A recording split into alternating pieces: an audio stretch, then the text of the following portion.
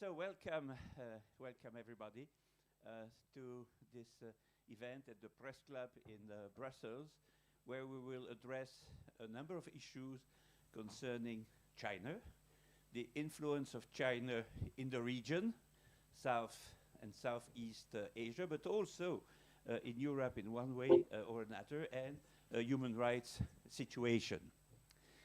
So China is increasingly present in the news and in the minds of Western politicians, as it is perceived as a threat to the global stability and security of the world in the near future. Hong Kong has been a focal point for discussions in recent years. The delicate balance between preserving Hong Kong's unique identity and aligning with mainland China's political agenda remains a critical issue, and the path forward is uncertain. The region's status has raised global concerns about its political fragility and the degradation of human rights situation. Freedom of expression, freedom of assembly, as well as the independence of the judiciary are under constant threat and attack. China's policy of destabilization in the Indo-Pacific region also threatens Taiwan and the cross-strait relations. The intrusion attempts of Beijing in democratic elections is not to be underestimated. The espionage of China through TikTok and other global communication systems is also taken very seriously in Europe and in America. The intrusion of China in economic and commercial workings of European countries and its expansion in African countries is also extremely dangerous for our sovereignty. The human rights situation in China is appalling. One of the prominent concerns is the restriction on freedom of expression. The Chinese government tightly controls media outlets, censors online content, monitors social media platforms. Dissent and criticism of the government are met with harsh consequences, leading to a chilling effect on the free speech. Activists, journalists, and even ordinary citizens face repercussions for expressing views contrary to the official narrative. Since its invasion, Tibet has lost control of its territory, its present and its future. Its culture and its language have been erased. The same process has been put in place in Xinjiang with the Muslim Uyghurs. There is no political pluralism in China, which is ruled by the sole Chinese Communist Party with an iron fist. The treatment of the Uyghur minority has attracted a lot of global attention. The Chinese government has been accused of committing human rights abuses on a massive scale, including arbitrary detention, forced labor, and cultural suppression. Satellite imagery and first-hand accounts reveal the existence of internment camps where Uyghurs are subjected to indoctrination programs in detention conditions. There is no freedom of assembly, no freedom to protest, no freedom of religion in China. The main religions which have been granted some form of limited existence must swear allegiance to the CCP. The Roman Catholic Church has its hands and feet tied because they refuse to be subjugated to the Communist Party. Thousands of Falun Gong practitioners and followers of the Church of Almighty God are in prison where they are submitted to inhuman and degrading treatments. Many do not survive their detention.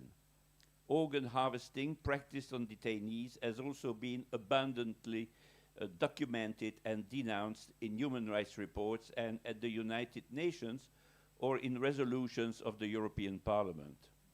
The various speakers that we have invited today will share with us their views concerning China's authoritarian governance, the human rights landscape, and the threat to global security.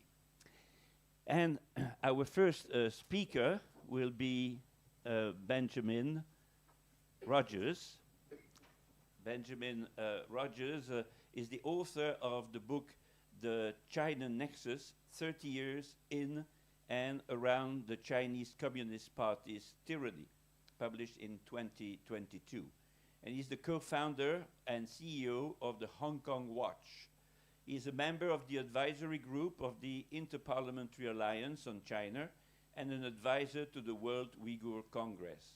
He has served on the boards of several other charities and for 30 years was associated with Christian Solidarity Worldwide in various practices. He's a regular contributor in international media, including the Wall Street Journal, the Daily Telegraph, Spectator, Foreign Policy, and the Diplomat. So welcome to our conference, and please take the floor to make your presentation about Hong Kong. Thank you. Well, good morning, ladies and gentlemen. It's a really great privilege and pleasure to be here this morning, and I want to congratulate Willy and Human Rights Without Frontiers for holding this incredibly important and timely conference, which is, I think, relevant, very relevant for all of us.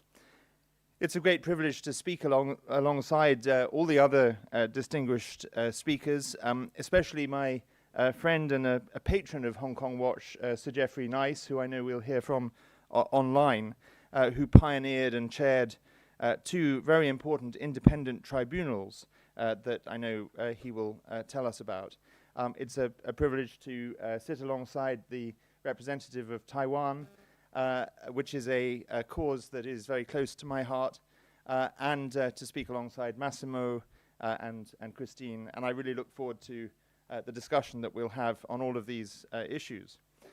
Although I will focus my remarks specifically and exclusively on Hong Kong, I will just say that I am deeply engaged with all of the other issues that we'll be discussing today, whether it's the genocide of the Uyghurs, the atrocities in Tibet, forced organ harvesting and persecution of Falun Gong, the persecution of Christians and violations of religious freedom throughout China, and the wider crackdown on dissent, civil society, human rights defenders, and freedom of expression by the Chinese Communist Party regime.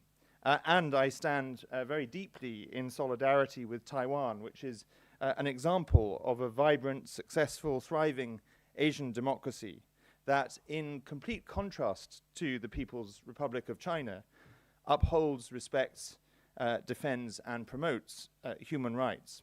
Indeed, in my book, The China Nexus, which Willy mentioned, I have chapters on all of these topics, weaving together a common picture and a shared cause. But my focus is Hong Kong this morning, and in particular the broken promises and betrayed treaties that have been broken by the regime in Beijing.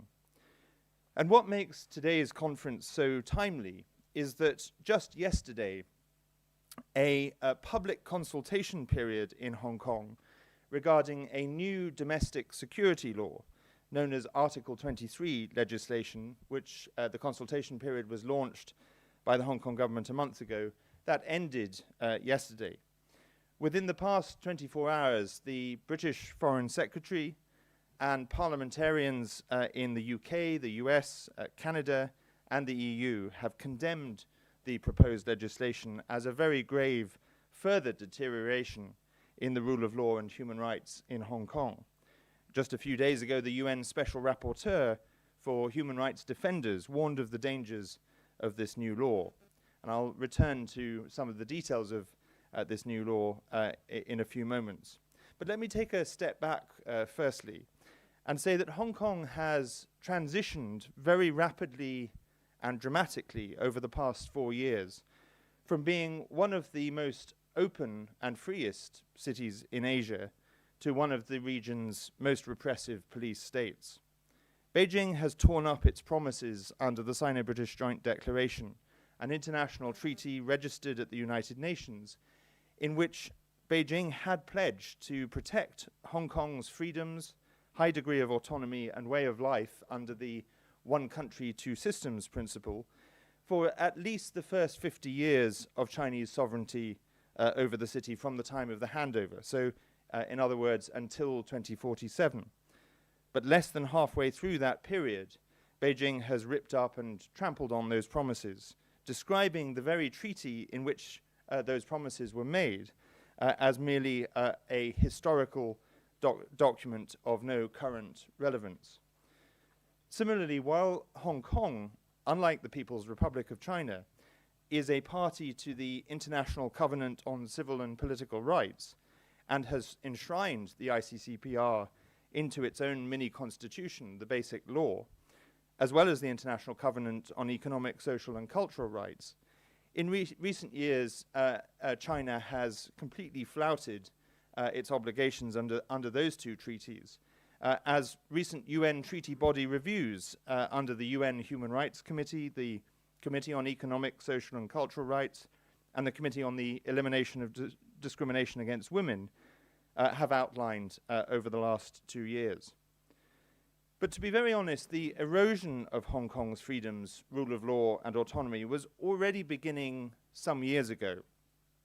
I lived in Hong Kong for the first 5 years after the handover, from 1997 to 2002, and I worked there as a journalist.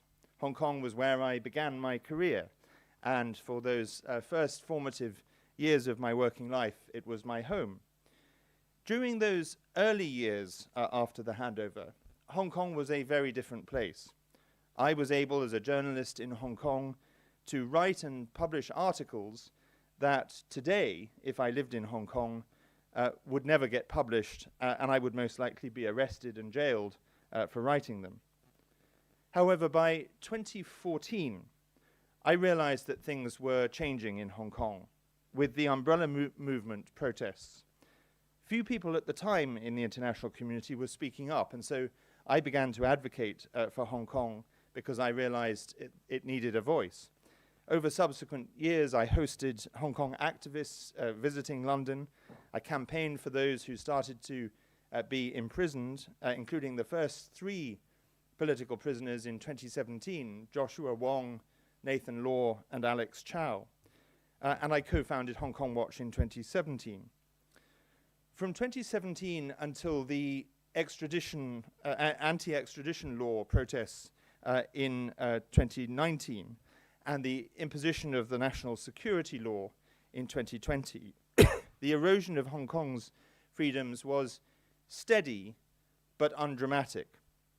We could see the warning signs, and we warned of them, but they related, for example, to the disqualification of pro-democracy candidates from the legislature, the imposition of mainland Chinese law in the high-speed rail terminus on Hong Kong soil, a concept known as co-location, and the harassment of individual activists. But by and large, until 2020, press freedom, freedom of protest, freedom of expression, freedom of assembly and association was still in existence, under increasing pressure, but still in existence. However, incrementally, the warning signs were clear. Just as one example, in 2017, so 3 years before the national security law, I was denied entry to Hong Kong, becoming, I believe, the first or one of the first Westerners to face such a ban. Between 2018 and 2022, I faced a steady flow of anonymous threatening letters that were sent to my home address in London. Some of these letters went to my neighbours in the street where I live in London, which was a new way of getting to know my neighbours. And separately, my mother started to receive letters as well, telling her to tell me to shut up. If they were doing that to me as a British national in Britain, you can imagine how much more serious the situation is for Hong Kongers in Hong Kong and for Hong Kongers in the diaspora. A key turning point came in 2019 when the Hong Kong government proposed introducing a new law to allow extradition from Hong Kong to mainland China, thus shattering the legal firewall of one country, two systems, and permitting the extradition of individuals from a system which, at the time, still had the rule of law, to a jurisdiction that was entirely ruled by the whims of the authoritarian regime. This sparked, as you may recall, enormous protests that lasted months, with on one occasion at least 1 million people marching, and the following week 2 million people marching, out of a population of 7 million. These protests were met with completely unjustifiable, disproportionate, and extreme police brutality. The police turned the streets of Hong Kong into a tear-gassed war zone in 2019. But despite the police brutality, the people of Hong Kong spoke with a loud voice during the elections for district councils at the end of 2019, with a turnout of 71% and an overwhelming majority for the pro-democracy parties. That was, sadly, the last time a genuinely free and fair democratic election was held in Hong Kong. Since then, Hong Kong has been on a rapid descent from the last remaining vestiges of freedom into authoritarianism. In July 2020, Beijing imposed the draconian national security law on Hong Kong, which has destroyed press freedom, freedom of expression, assembly, and association. Since 2019, there have been over 10,000 arrests, 2,300 prosecutions, and a new climate of fear in Hong Kong. In November 2020, the entire pro-democracy camp was effectively expelled from the Legislative Council, and in January 2021, 55 pro-democracy activists, including former legislators, aides, and campaigners, were arrested, accused of the crime, in inverted commas, of holding a primary election to choose their candidates for what should have been the next Legislative Council elections. Of those 55, 47 remain in jail today, over 3 years later, awaiting trial and denied bail. Then came the assault on media freedom. And given that we're in the Brussels Press Club, I think this is a topic of particular concern. First, with the police raids on the pro-democracy Apple Daily newspaper, founded by the 76-year-old entrepreneur and British citizen Jimmy Lai, who is currently on trial and facing the possibility of spending the rest of his life in prison. I used to write a weekly column for the English language edition of the Apple Daily in the last year of its existence. And I can honestly say the Apple Daily's spirit of freedom and courage was the most inspiring of any publication I've ever written for. The Brussels Press Club should celebrate the Apple Daily and campaign for the freedom of its founder, Jimmy Lai, a champion of press freedom. But Apple Daily was forced to shut down in the summer of 2021 after police raids, and then eventually the authorities froze the assets of the publishing company, leaving it unable to pay its bills. And Jimmy Lai was arrested in December 2020 and has been in jail ever since. Since then, there have been the closure of other publications, Stand News, Citizen News, and other independent media. We published a report on this in 2022 on the demise of press freedom called In the Firing Line. It's important to note that the national security law has an extraterritorial clause.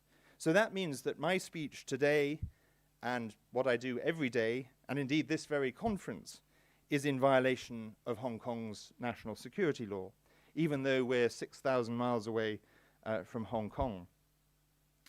Indeed, in 2022, I received an official letter from the Hong Kong Police Force and Hong Kong Security Bureau informing me that my activities and the work of Hong Kong Watch is a serious breach of Hong Kong's national security law, even though we're not doing anything in Hong Kong.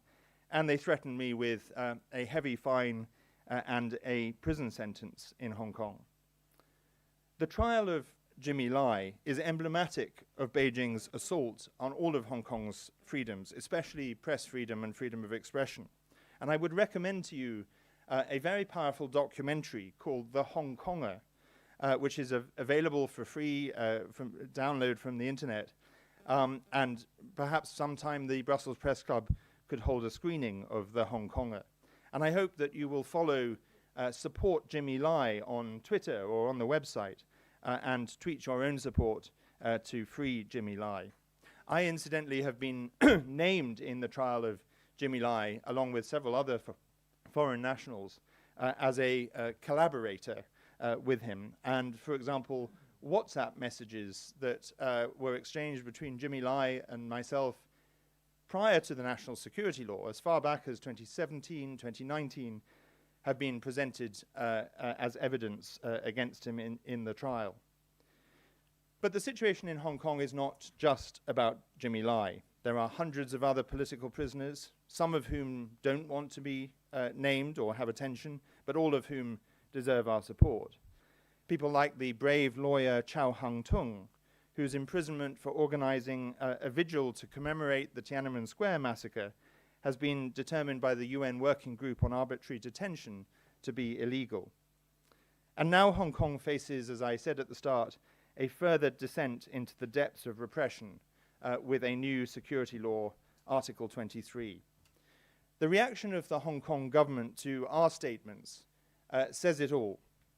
Last week, Hong Kong Watch led a statement signed by 85 other civil society organizations, including large ones like Human Rights Watch, Freedom House, Index on Censorship.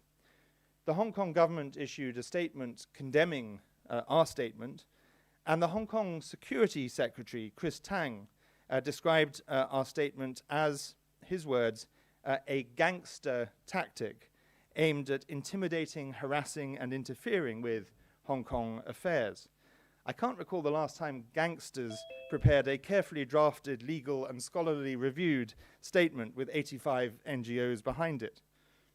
Under this new legislation, a new crime of incitement to hatred against the fundamental system of the state, state organs as provided for in the Constitution, the offices of the central government, and the constitutional order of Hong Kong, is proposed under offences related to seditious intention. But arguably, by its own actions, no one has incited hatred against itself more than the Hong Kong government, the Hong Kong police force, and the Chinese Communist Party regime in Beijing. So as I close, let me end by saying that if this Article 23 legislation goes ahead in its proposed form, the free world must act. We can explore what we should do and how we should do it in our discussion. But to allow the repression in Hong Kong to continue with impunity, in total breach of the promises made and treaties signed by China, would be dangerous for all of us, not only for the people of Hong Kong. It would be, and indeed it is, an assault not only on Hong Kong, but an assault on the entire international rules-based order. So I look forward to our discussion and to exploring together what we might do. Thank you very much. That if a free election were to be held in Hong Kong, then about half of the people would just prefer to be reconnected to mainland China. True? Half of people would prefer to be joined to mainland China and no longer be independent in Taiwan. Would that be the... that's a question independent, I guess, of your remarks regarding Hong Kong. But is there communist sympathizers within Hong Kong, within Taiwan, sufficient that they really do want to go back? And is that number great or small? I would not say it is nearly as great as you've suggested. I mean, certainly there are people in Hong Kong that are pro-Beijing, pro the Chinese Communist Party, whether that's out of genuine belief or because they feel pressure but yes, I mean, certainly there are people, and the whole Hong Kong government is now basically a puppet government of Beijing. But I would think the results of the last democratic vote in Hong Kong, which was the 2019 district council elections, really shows the overwhelming view of the majority of Hong Kongers, which is they want freedom and democracy, and also the exodus from Hong Kong since the repression tightened. Hundreds of thousands of Hong Kongers have left, mostly coming to the UK or Canada and elsewhere. As for Taiwan, I'll leave that for the Taiwan representative, but certainly my impression from what I've seen of Taiwan and the most recent democratic elections in Taiwan just a month or so ago show that quite the opposite. I think the vast majority of Taiwanese value their vibrant democracy and would not want to end up in the same situation that Hong Kong is in. Can I just quickly jump in? In Taiwan, we can do any kind of survey or polling that are forbidden in Hong Kong. So the latest survey shows that about 11% of the Taiwan population support long-term reunification. But immediate reunification is about 3%. Long-term reunification, with the expectation that China changes in the long run, is about 11%. So the remaining of the population, I would say 90%, is either pro-independent in the long run or remain in the status quo indefinitely. So that's very precise. Thank you. Another question there. Give the microphone. Thank you.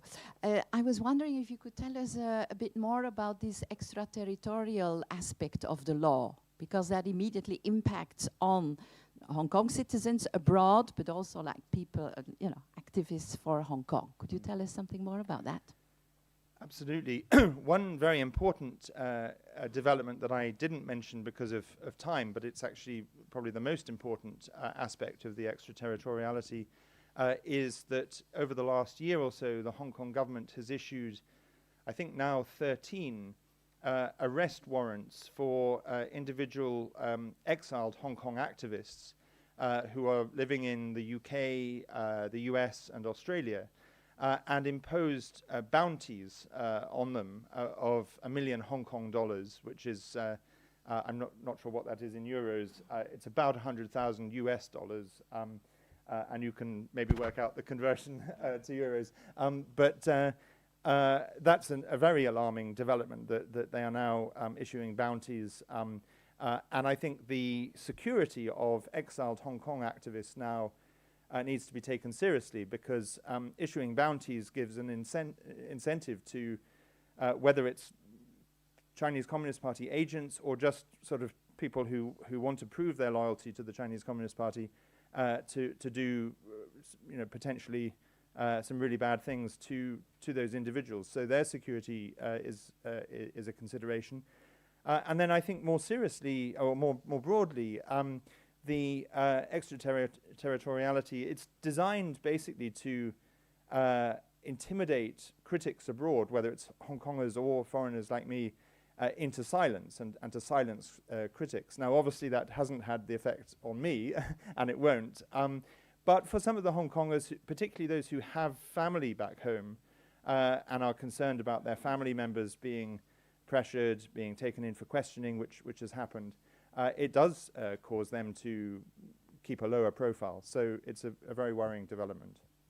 If I can just add an anecdote there too. I'm writing a book on Hong Kong as well, and I would like to, on the Hong Kong handover, I'd like to use a cartoon that was issued back then in 1997. I need copyright, and I cannot get it from the person just for the reason that you mentioned. Thank you. Very interesting. Thank you. And I think we will now proceed with the next speaker to keep the time that we had planned. So the next speaker will be Sir Geoffrey Nice. He will be online from London. Sir Geoffrey Nice is a British barrister and judge. He took part in the International Criminal Tribunal for the former Yugoslavia and was lead prosecutor at Slobodan Milosevic's trial. He is the chair of the China Tribunal and the Uyghur Tribunal, which have investigated human rights abuses in China. In 2021, in retaliation for sanctions issued against Chinese officials by the US, European Union, and the United Kingdom, the People's Republic of China issued sanctions against Sir Geoffrey Nice that banned him from entering Chinese territory and from doing business with Chinese persons. So, Dr. Geoffrey Nice, the floor is yours, and I think you will talk about your experience with the Uyghurs in China and the Uyghur Tribunal. Thank you for joining us for this discussion. Thank you very much. Can you hear me? Can you hear me? Yes, yes, yep. And if you want to turn the camera around at some stage so that I can see the audience, I've only seen a couple of people in the audience, and it's always nicer to know who you're speaking to or have a look at them from time to time. So if you can turn the camera around, that'd be great for me.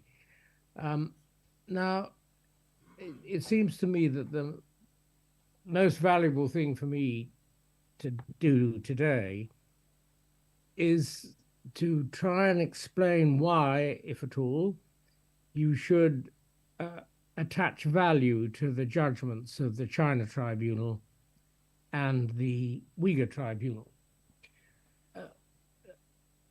In order to do that, you need to know a bit more about what sort of tribunals they are. You can just say, this is the tribunal, and you have no idea what it is.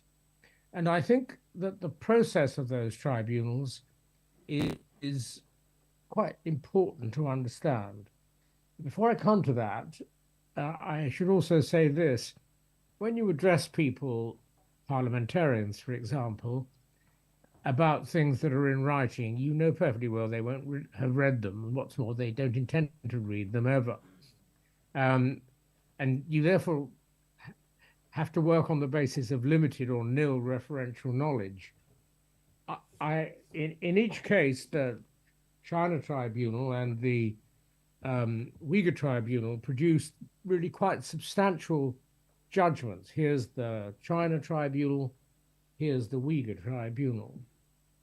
And rather than simply read out the conclusions, they're both online, I would invite those of you interested, if at all, in what I say, to make sure you read in the China Tribunal online paragraphs 469 to 499. It's only 9 pages. And in the Uyghur Tribunal, to start reading at about paragraph 165, and again, it's only about 10 pages to get to the end. I'll come back to what's contained in the conclusions of those tribunals shortly, but there's no point in my reading it out to you. You need to read it yourselves, and I'm going to ask you to do that at some stage, not now. So what sort of tribunals were these, and why might you pay some attention to them? My history is as follows. About 10 years ago, maybe a bit more, somebody asked me to appear at something called the Iran Tribunal, a People's Tribunal. I had no idea what a People's Tribunal was. I had no idea about Iran. I had no idea what had happened to the Iranian victims of terror in the 1980s. And I was, generally speaking, pretty skeptical about this whole idea. And that's quite a good thing. It means I didn't go into the enterprise full of enthusiasm. I went in full of skepticism and doubt. And I agreed, sort of slightly grudgingly, to join the advisory committee. And there was one other lawyer with me on it. And the whole thing was driven by a diaspora from Iran in Sweden. And the tribunal was organized by a refugee Iranian lawyer, Hamid Sabi, who came out pretty well at the last possible moment in the revolution. As time passed, I learned a few things. First of all, the other lawyer and I gave advice to the General Committee from a legal perspective, and generally speaking, our advice was rejected. And what's more, usually they were right to reject us. And I realized that the perspective of the lawyer is by no means invariably the best one. It's often the worst one. More important, as time passed, there were two parts to this process. I grew to see the value it might have. And at the end of it, the judges, in a wonderful session in The Hague, presided over by a former Supreme Court, Constitutional Court judge of South Africa, and with a number of other lawyers sitting on the judicial bench, produced judgments identifying people as criminals. And you could sense immediately the value for the diaspora and the victims of having a formal process gone through with great care, and a judgment being delivered. In fact, that tribunal was even more valuable than it then knew, because years later, I think in 2019, one of the people named in that tribunal as a guilty person was unwise enough as to go to Sweden by plane, I think for medical treatment. And he was arrested, and on the basis largely of the evidence in that tribunal, guess what? He's now serving life for the crimes he committed in Sweden. And the same tribunal judgment, full of authority, pronounced the present president of Iran to be a criminal. And he, of course, doesn't have a very usable passport should he ever want to travel, because he would suffer the same consequences as the president of Chile, former president of Chile. So that was my beginnings.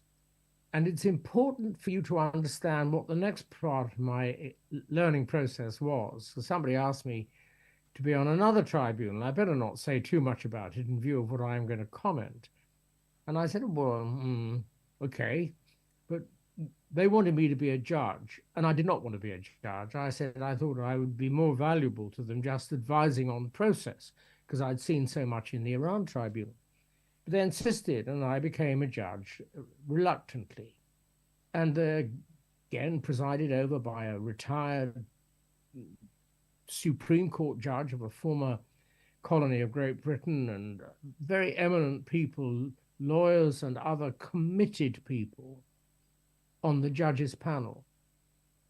And so I now not only heard the evidence which was presented extremely badly and without due thought, but I was also able to be present at the deliberations. And I then realized that people who have speciality, lawyers, human rights specialists, and so on, are quite incapable in private of behaving as they should as jurors and just looking at the evidence and acting in a dispassionate way. They couldn't help themselves from arguing the case and from showing commitment. And that's not what a tribunal like this should do.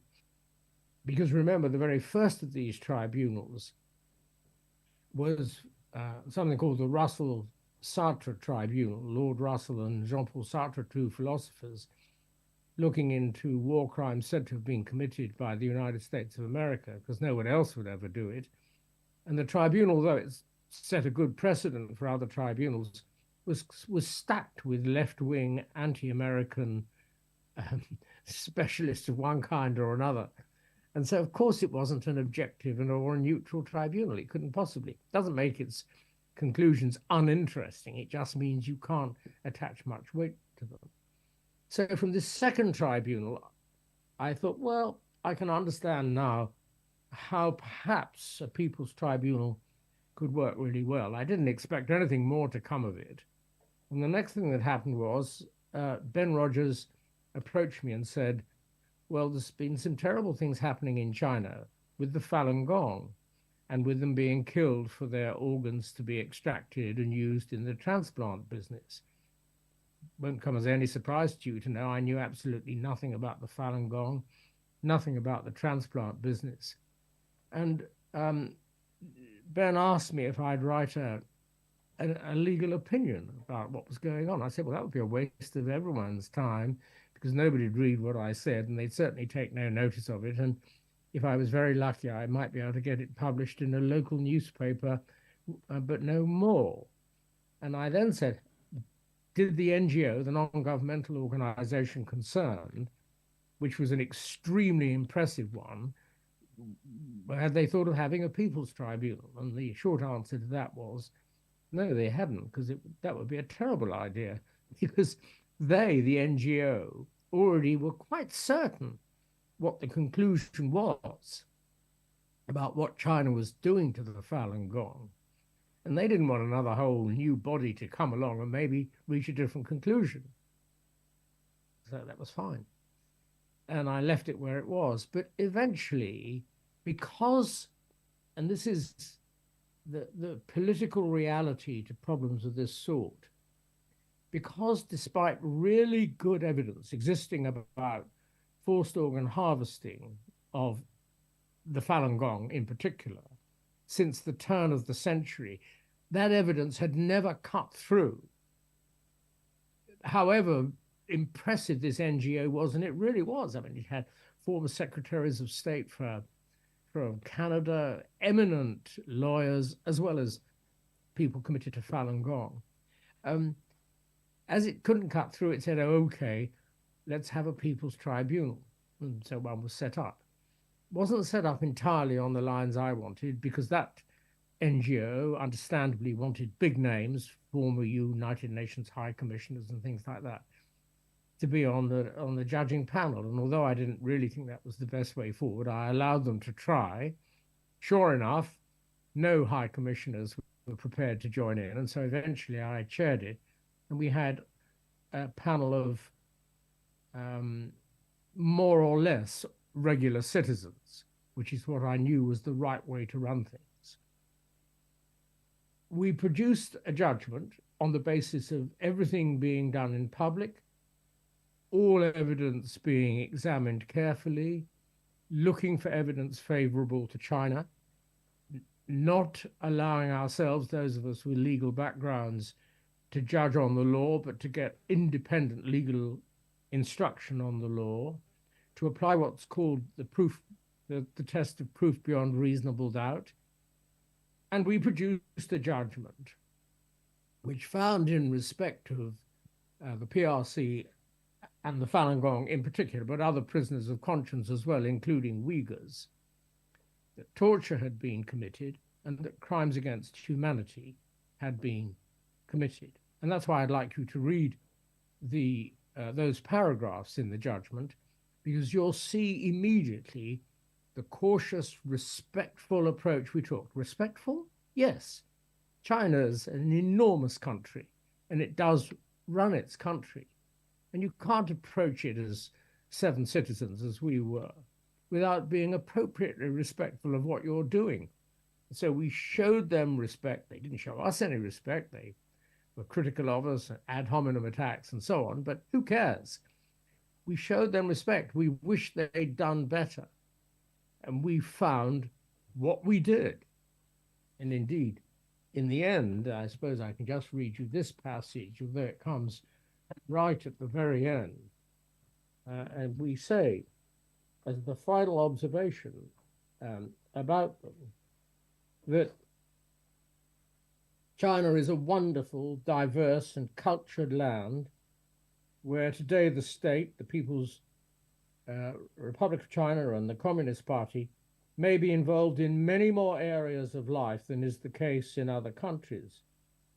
But any person or organization that interacts in any substantial way with the PRC, including doctors, medical institutions, industries, business, educational establishments, and so on, should recognize, to the extent revealed in this judgment, that they are interacting with a criminal state.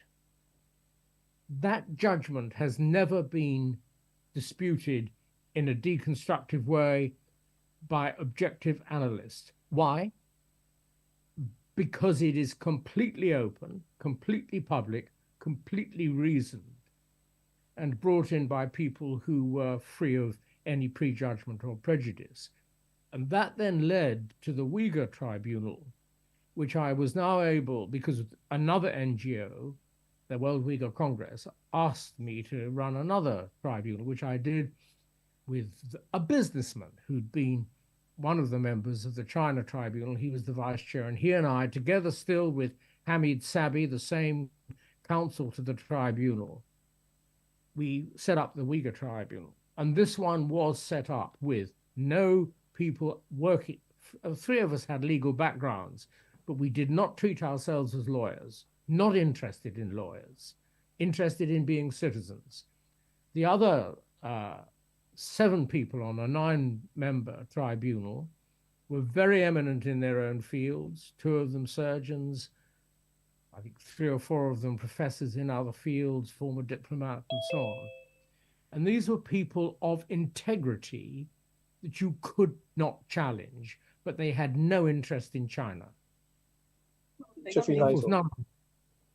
None of us was paid. 我已經擺落個電腦度笠咗落個profile 度噶嘛，你都係得佢手機嚟噶嘛。但係聽唔到。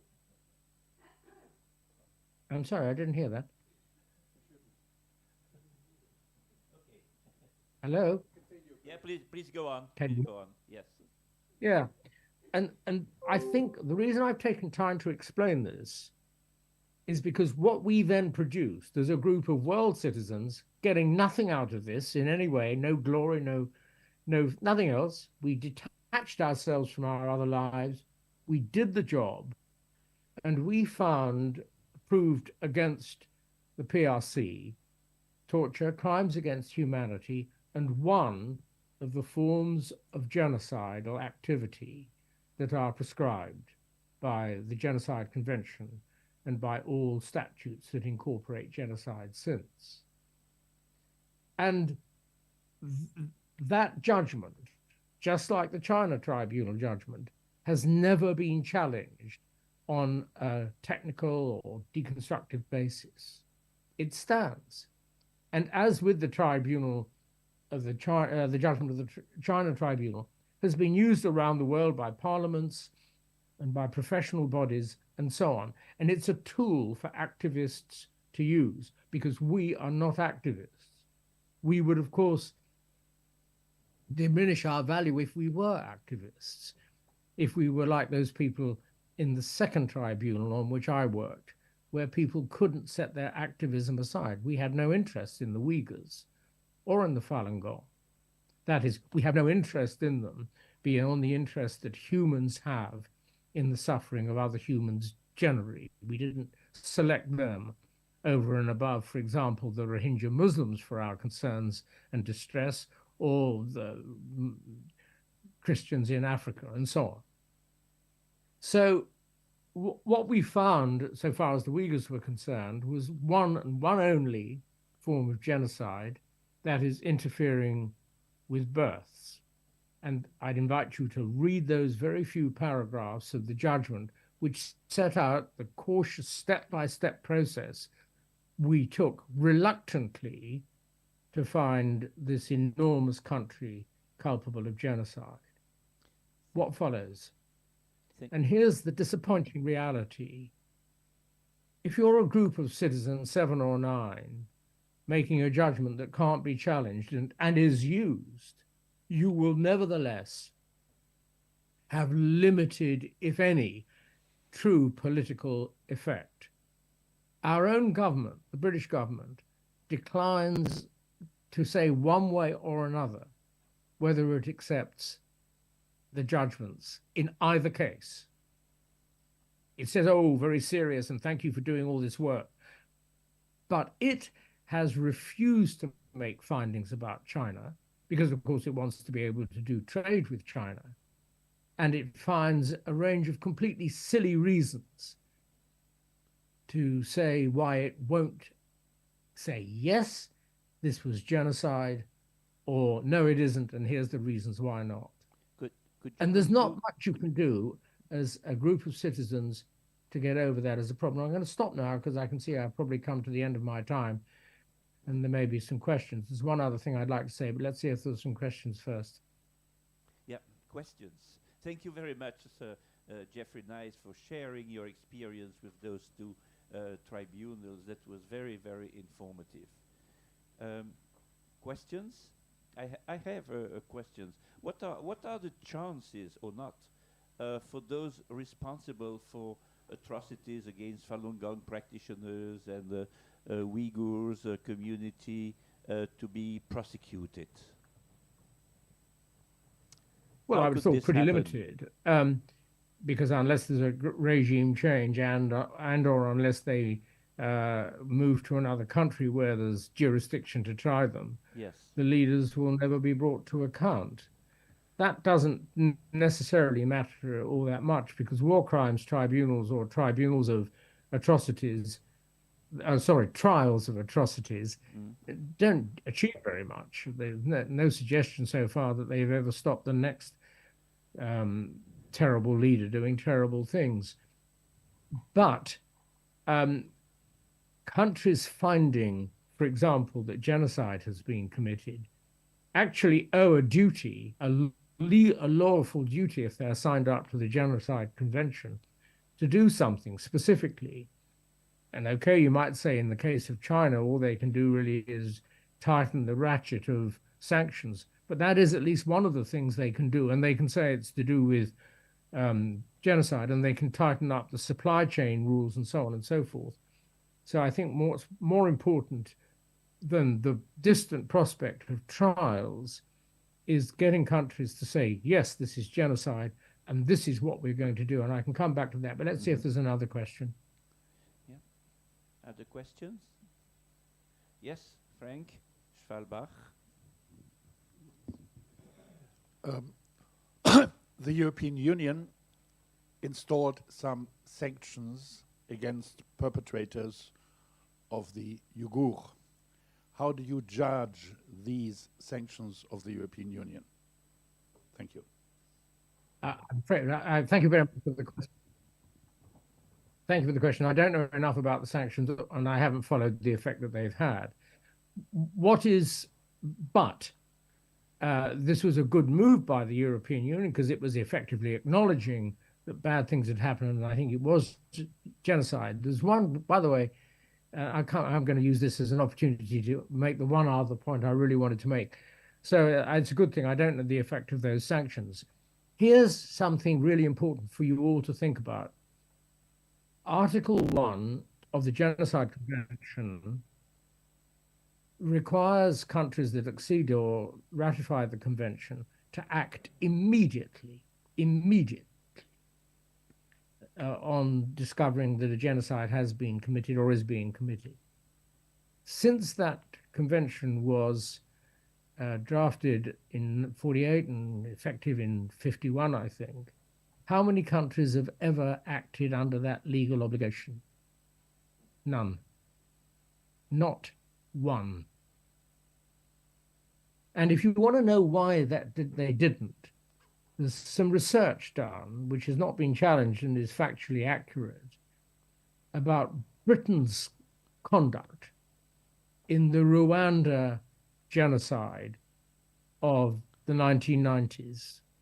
This is one of the great tragedies and shames of the international community, which withdrew such forces as there were in Rwanda, allowed one of the most terrible genocides to go ahead, and only put in a useless contribution when the genocide was more or less over.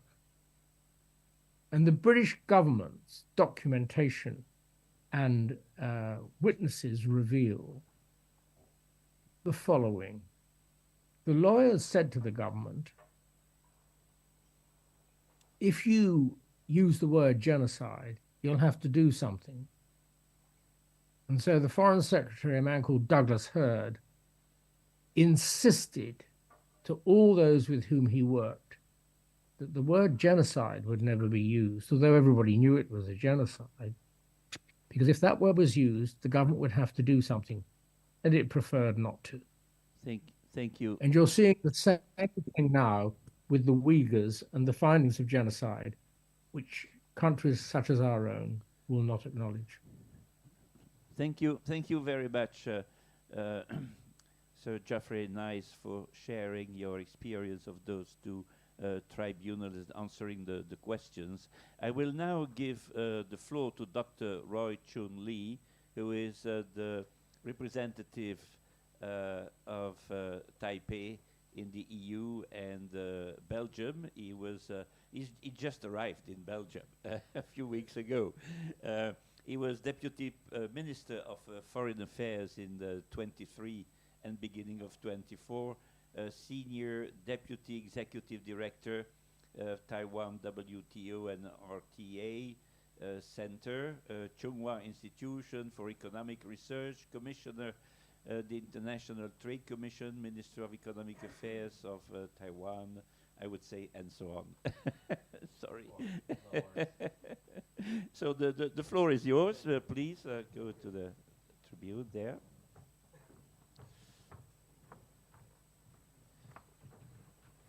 Well, first of all, thank you very much for inviting me to join this very, very important occasion to discuss, I have to say steadily, some of the issues that we know is unfolding, but unfortunately the international community, well, doesn't have much to actually correct the mistakes.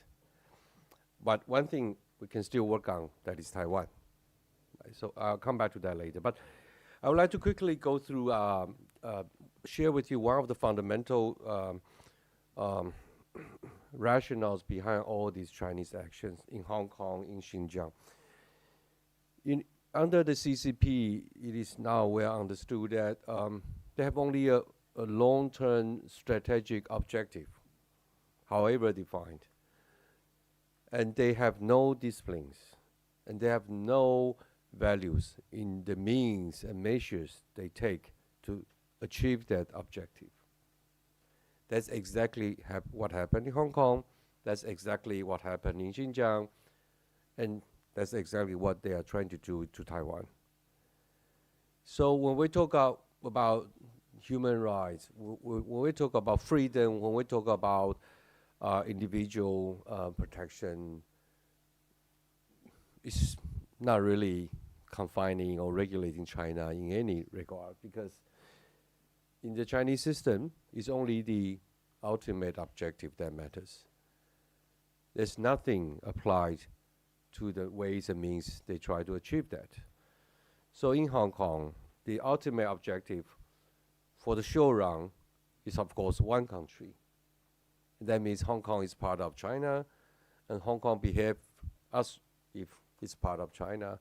So anything that undermines that short-term objective will be subject to prosecution of any forms. So it is very sad, but I think the conclusion is quite clear for Hong Kong. That is, Hong Kong is becoming Shanghai with a little bit more freedom in the financial sector. That is probably the best way to describe Hong Kong in the future. So anything you can do in Shanghai, you can do in Hong Kong. Anything you cannot do in Shanghai, you cannot do in Hong Kong. That's what we understand it. It's sad, but we need to take this as the background as we work with our Hong Kong people. So for Taiwan, I think based on this understanding, we're trying to accelerate, for example, assisting Hong Kong people who want to move to Taiwan. As a Deputy Foreign Minister last year, I was involved in some of the meetings with the view of facilitating and expediting the processing process for Hong Kong applying to move to Taiwan and find a decent job and settle down. So, and that's the first thing. Now, but Taiwan would do things in a very opposite way. I just recall about, Benjamin talked about the situation in Hong Kong, and before 1992, we also have a kind of national security clause in Taiwanese criminal law. That is actually Article 100 of the Criminal Code, which punished the preparation and the implementation of seductive actions, including force and nonviolence. And as a uni student back then, that is in 1992, that is probably the last massive student protest on that. I slept in the Taipei Central Station, railway station, for 1 week. We occupied the station, literally. We march in the street in the daylight, and we go back to the station and occupy the station for 7 days, I guess. And that is the time when the riot police still came. After 12 p.m., after all the press went home, the riot police came. So, but we were rescued by the then opposition party, the DPP MPs.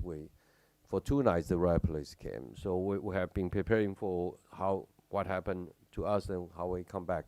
So it just records my memory. So we do things. So like 27, almost 30 years ago, with all the efforts, that clause 100 in the criminal code was abolished 4 months after our protest.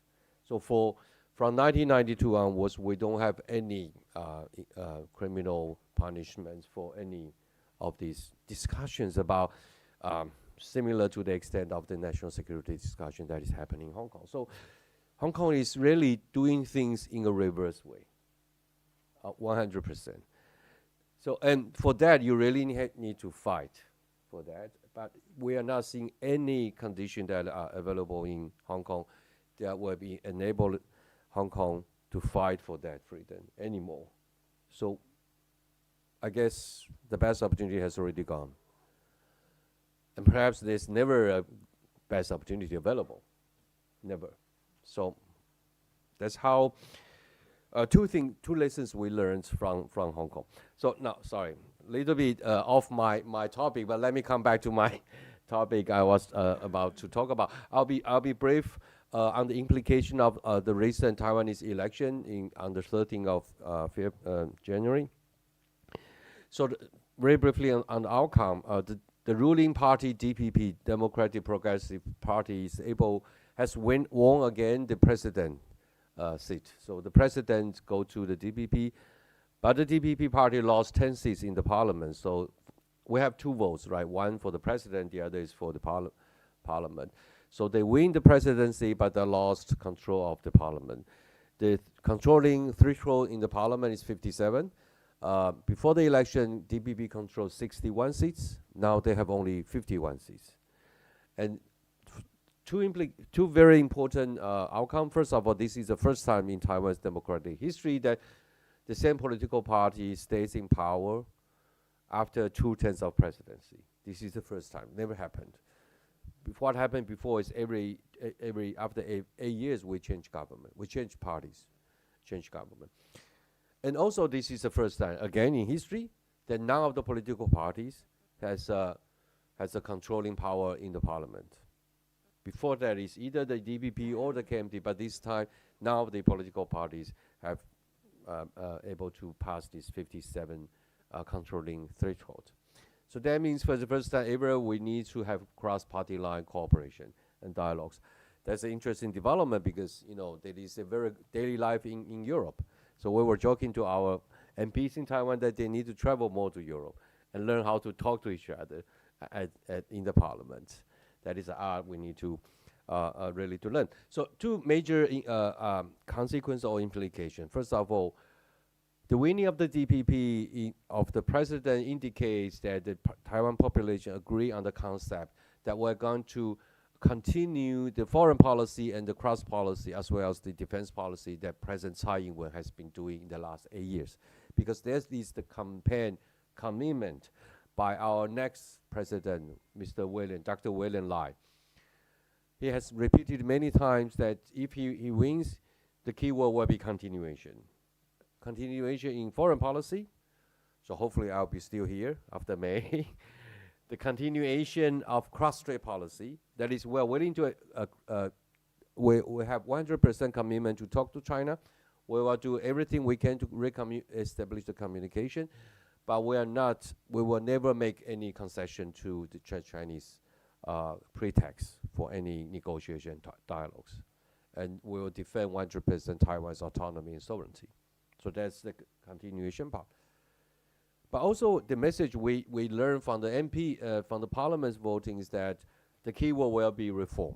So apparently the population is not really happy about many of the domestic policies, economic policy, measures to remove disparity between generations, house pricing issues, other emerging domestic issues. We are seeing the demand for the reform. So in the next and perhaps the final part of my presentation, I want to share with you that is more consistent with the topic today. Our experience in understanding China's election interference.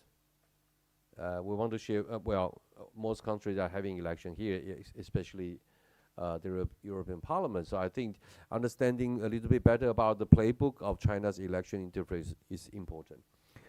In the last, let's say, 24 months, we see at least 3 major categories of election interference. First of all, is what we call connective warfare.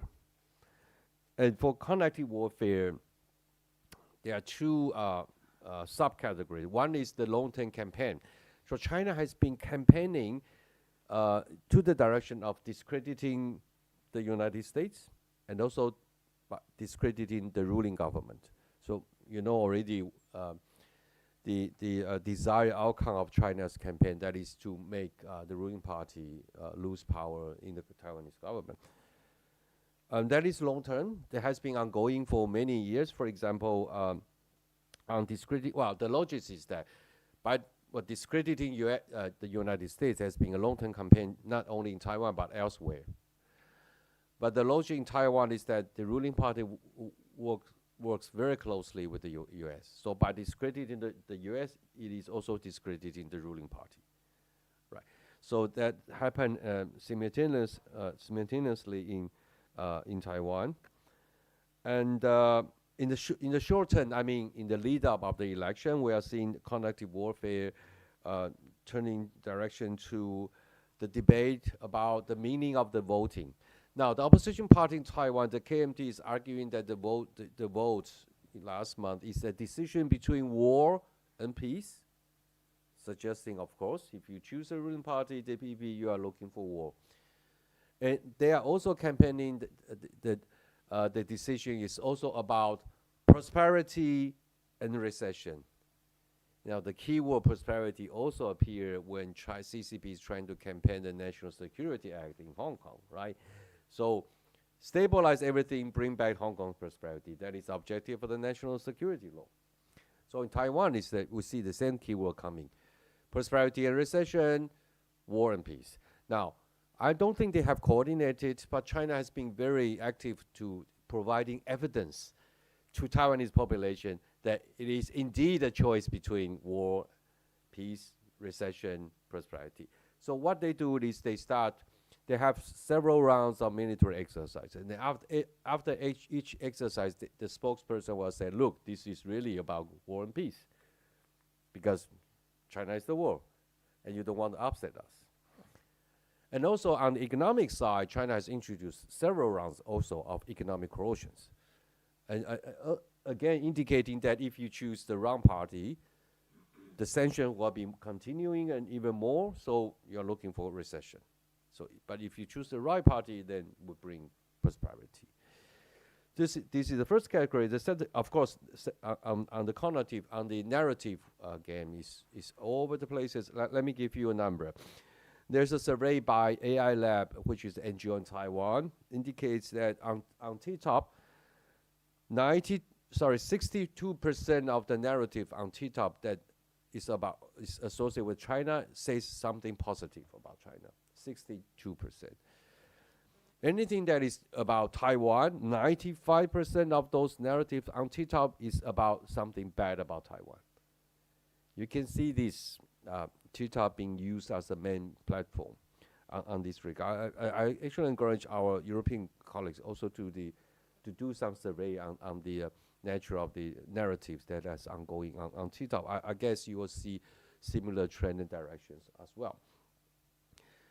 Well, the second part is, of course, gray area operation, or let's put it hybrid activities. That includes, of course, military intimidation, economic intimidation, changing the status quo in a salami slice approach. So they have been doing this over time.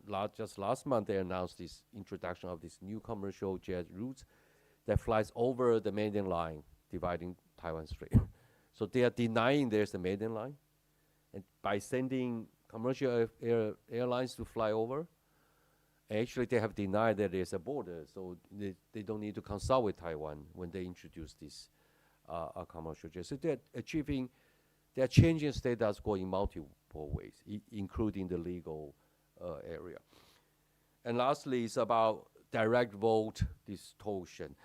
We see this kind of co-optation events by inviting local political chiefs for this luxury tour in China.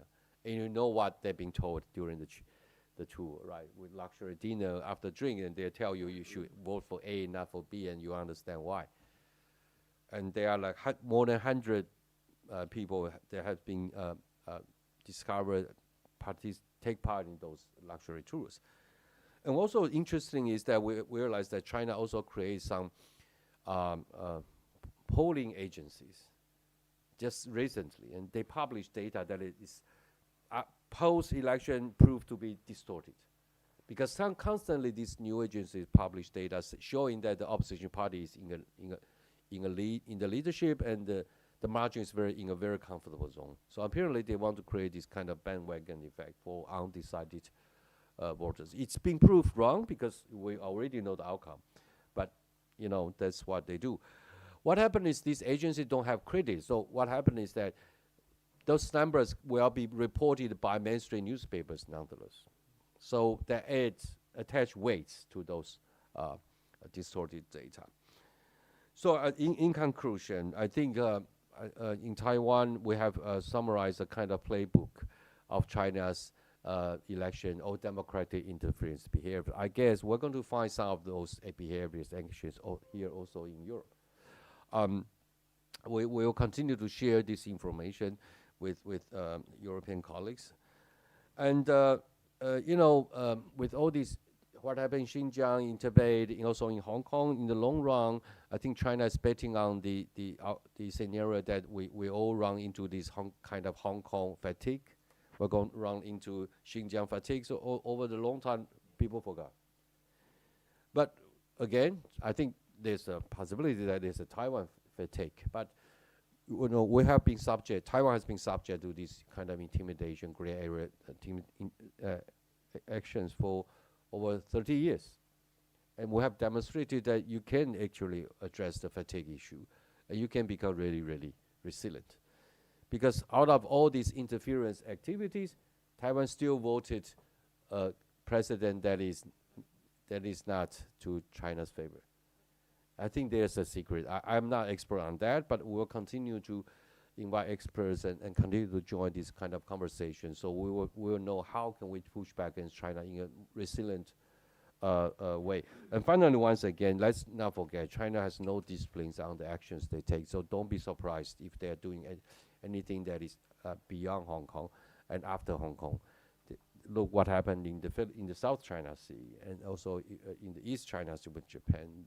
Is once again demonstrate the nature of their behavior. So it's a Chinese style. So that's the thing that we need really to watch for and work together to push back. Thank you very much. Thank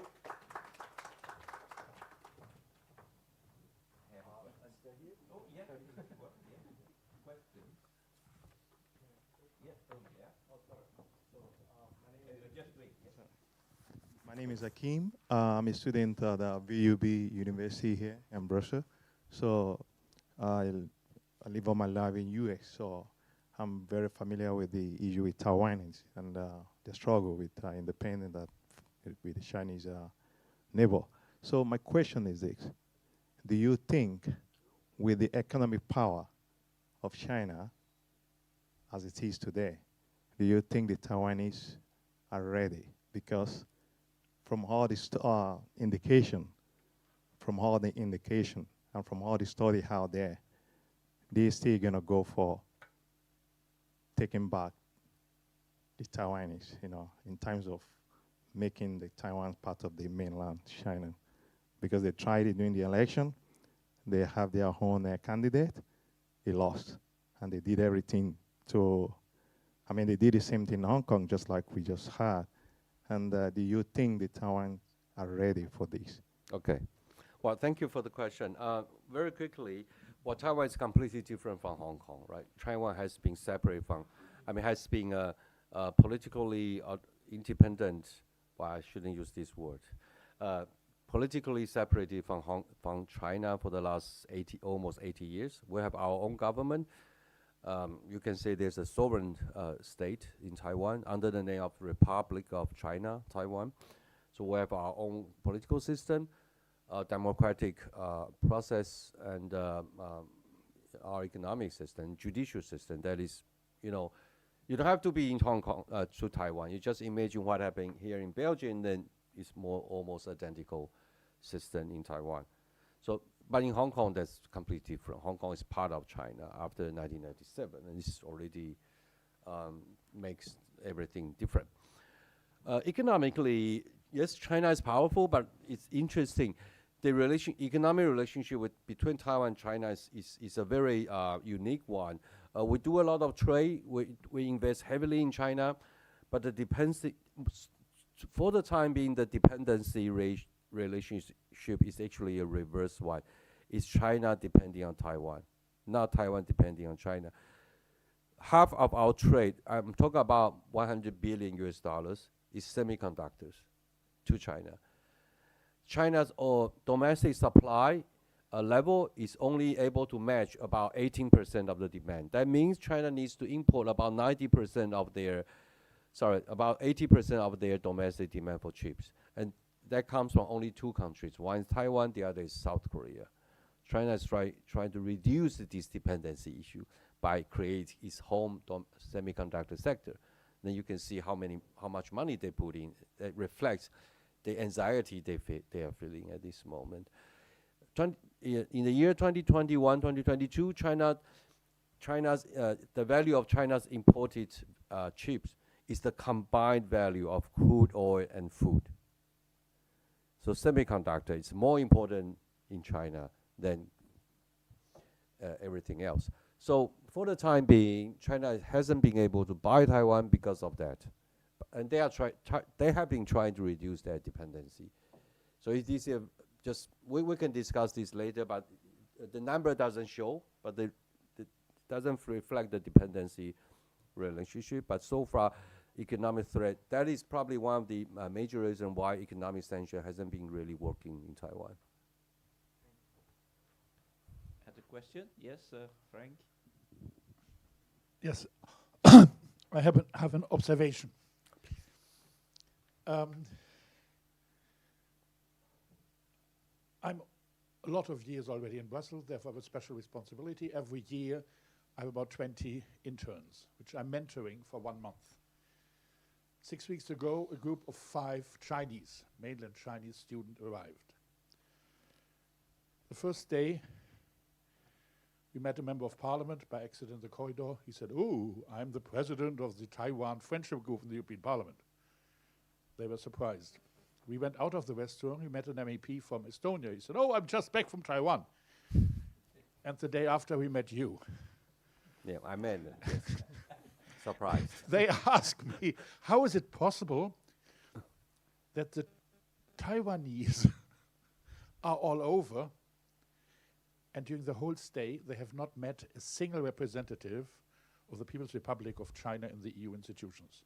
I had to bring them to a reception on New Year Eve that they met the first time Chinese officials. I explained it to them, and this is a hidden compliment to you and your predecessors. You are proactive. You are even coming when you're not invited. And very skilled diplomats, like China, are used to be reactive, only appear when you are invited. And I think this is one of your strengths in Brussels, that you, the whole embassy, you have a proactive approach and arriving at the most incredible moments when no one is expecting you. Therefore, congratulations to this attitude. And I think possibly if the Chinese will listen what I'm saying now, they will change the attitude as well. Bring more competition, but you would be anyway here. Thank you. And the last question from Xavier, and then last question from Xavier Nutin, and then we will proceed to the next speaker, Dr. Massimo Intervigni. Thank you, and welcome, Ambassador Roy. Thank you. I had a chance to meet you the first week you arrived in Brussels, Yes. so I'm sure you will still be here in a few months' time. You are the third Taiwanese ambassador I see in 1 year. I'll try to We want you to stay here for 3 or 4 years. And the second, another comment is about the situation in Taiwan after the election. I think it's very similar to the situation in France, where President Macron was re-elected and lost the majority in the National Assembly, and we see that for countries which do not have a history of having coalition, government of coalition, can be very difficult to manage the situation. But you were introducing your speech by explaining the one objective of the PRC with regard to Hong Kong. And it might not be your first concern, but what would be, from your view, this one objective from the PRC with regard to Xinjiang, about their attitude and their action there? What is their objective, just like you described very well for Hong Kong? Well, I think the official version is definitely the rejuvenation of the Chinese state. That's the so-called China dream that Xi Jinping has started to advocate 10 years ago, 11 years ago when he first came into power. And he has continued to advocate that as his ultimate objective. I was kind of teasing on that because we don't really know what is the criteria for rejuvenation, right? Rejuvenation on human beings is quite easy to see visibly, but we don't know what is the meaning of rejuvenation. We don't even know what is the so-called historical glory that Xi Jinping wants to achieve. That is 100, 200 years ago, 2,000 years ago, he never defined, right? So that is why I'm saying, however it is defined. But our official slogan is the great rejuvenation of the Chinese nations. And Xi Jinping definitely considered the disputes in Xinjiang, the problem in Hong Kong, and very democratic Taiwan are factors that undermines or delays his dream to achieve that great rejuvenation. So I think for that perspective, great rejuvenation means all the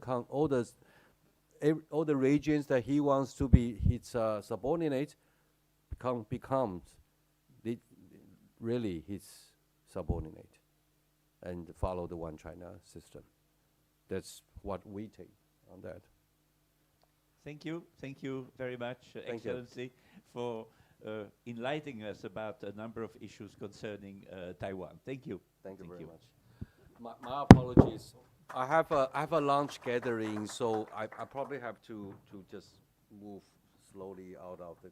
So I will be stayed downstairs just to not to interrupt. Thank you. Thank you.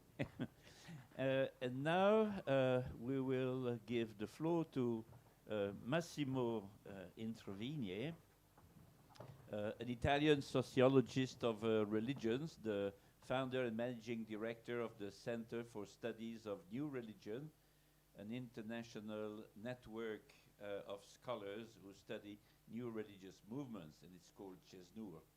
He's the author of some 70 books, more than 100 articles in the field of sociology of religion. He is the main author of the Encyclopedia of Religions in Italy. He was the OSCE representative on combating racism, xenophobia, discrimination, with a special focus on discrimination against Christians and members of other religions. And he also served for several years as a chairperson of the Observatory of Religious Liberty instituted by the Italian Ministry of Foreign Affairs. Massimo, the floor is yours. You're going to talk, I think, about the Catholic Church and other religious groups in China. Thank you, Willy, and thanks to all the distinguished guests and speakers. The history of how I launched in 2018 magazine, daily magazine, mostly on religious liberty in China called Bitter Winter, is very much related to the topic today.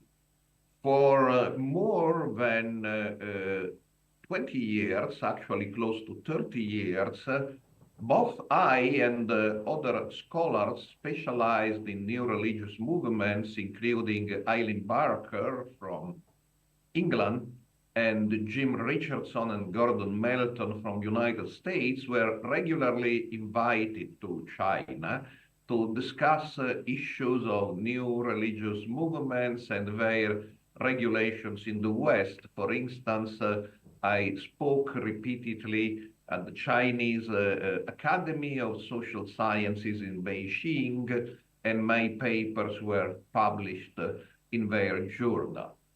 What happened in 2018 is we started considering that there was no possibility of persuading the Chinese to adopt a policy more respectful of religious liberty. And all our efforts were in vain. Our Chinese counterparts were extremely kind, but basically also our presence in China was interpreted, was manipulative, as if we were supporting their policies while clearly we were criticizing them. And for this reason, understanding that that would jeopardize the possibility of visiting China or making it too dangerous, I and some colleagues in 2018, after 2 further trips in China in 2017, started Bitter Winter as a popular magazine supplementing our scholarly publications and exposing to more than 100,000 readers per month what is happening in China in the field of violating religious liberty and human rights. Indeed, the situation got much worse with Xi Jinping, and one of the reasons that persuaded us to change our way of dealing with China was the coming into force in February 2018 of the new religious affairs regulation, which has been in the making since 2014. And it's the main expression of Xi Jinping much more repressive attitude towards religion with respect to his predecessor. It was followed by other crucial steps, and some of these regulations were published in English in Bitter Winter for the first time. Let me make a short list. On February 2020, the administrative regulations on the enforcement of the 2018 new religious affairs regulation came into force and added some further repressive features.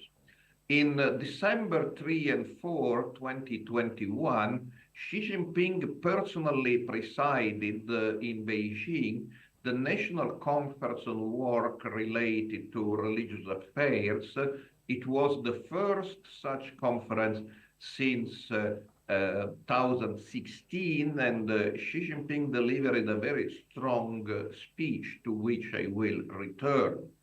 On March 1, 2022, the new regulation on religious content of the internet came into force and restricted very much the possibility of talking about religion on any way on the internet.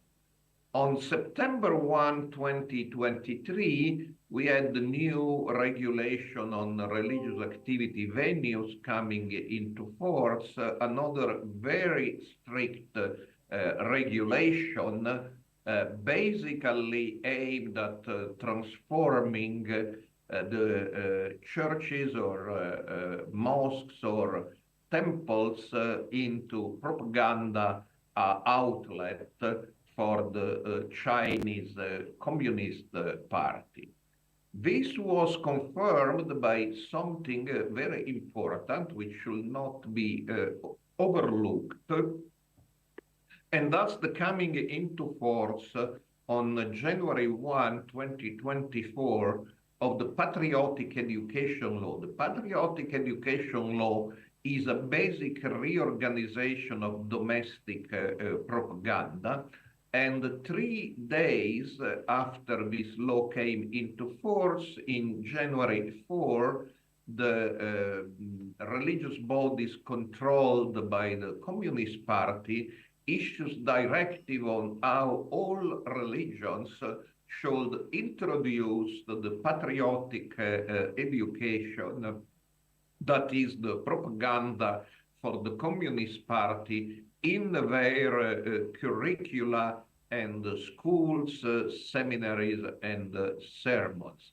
And finally, on February 1, 2024, which is also interesting, a special regulation on religious activities came into force just for Xinjiang, showing that the regulation of religion in China is already very strict, but for Xinjiang, it should be even stricter because in Xinjiang, the Communist Party is very much concerned about what is called the separatism of the Uyghurs. Now, what I will do in this short speech is to provide some sociological context, emphasizing, as per my title, the situation of the Catholic Church and of the new religious movements repressed as Sejao. The most used framework for understanding religion in China has been created by my colleague and friend, Yang Fenggang, who is or was the most important sociologist of religion in China before escaping to the United States, because the situation in teaching religion objectively in China had become impossible.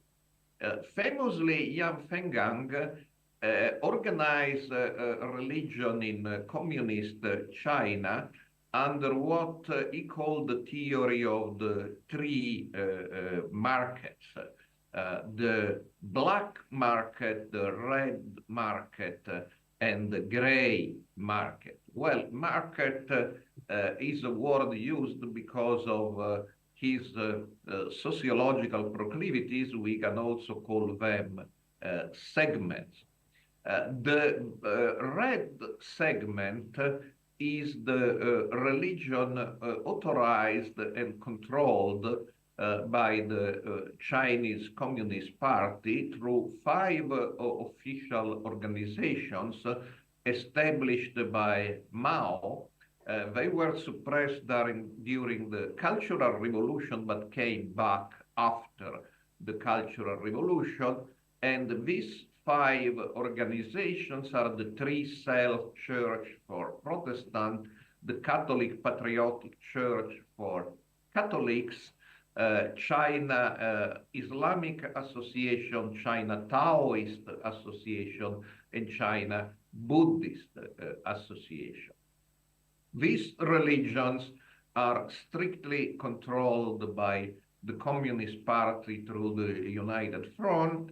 Its leaders sometimes falsely claim to be elected by the people are in fact appointed by the United Front, and they are more or less authorized. They are called the 5 authorized religions, but they are strictly surveilled. For instance, particularly under Xi Jinping, one provision is that minors cannot be involved in religion, and minors means also infants in the arms of their mother. They cannot enter churches or temple or mosques. And if they breach this provision, even the 5 authorized religions are suppressed, and we saw something similar happening recently in mosques affiliated with the official China Islamic Association, because they let infants or minors entering the mosques, and they were repressed. At the other extreme of the red market is the black market or segment or Chinese religion. Now, the black segment comprises organizations which are deemed counter-revolutionaries or enemies of the people. And being active in any capacity in one of these organizations is a crime. Article 300 of the Chinese Criminal Code actually is interpreted by the courts, and Bitterwinter has published many court decisions to this effect, that any activity, even keeping books at home for one of these organizations labeled as Seijiao, is a crime and will send you to jail. Now, Seijiao is translated in Chinese official documents as cults or evil cults, but that's not a correct translation, and has been created for political aims, i.e. to enroll the Western opponents of cults, such as those in Europe, part of a federation of anti-cult groups called FECRIS, in the Chinese struggle against the Seijiao. But in reality, that's an anachronistic translation, as Seijiao was first used by a Taoist intellectual called Fu Yi in 621 and 624 CE, in pamphlets calling for the violent eradication of Buddhism.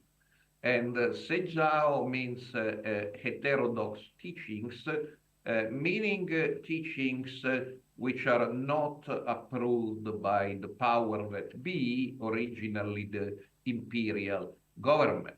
And eventually Seijiao were legislated against, and participation in a Seijiao in imperial China was punished with the death penalty.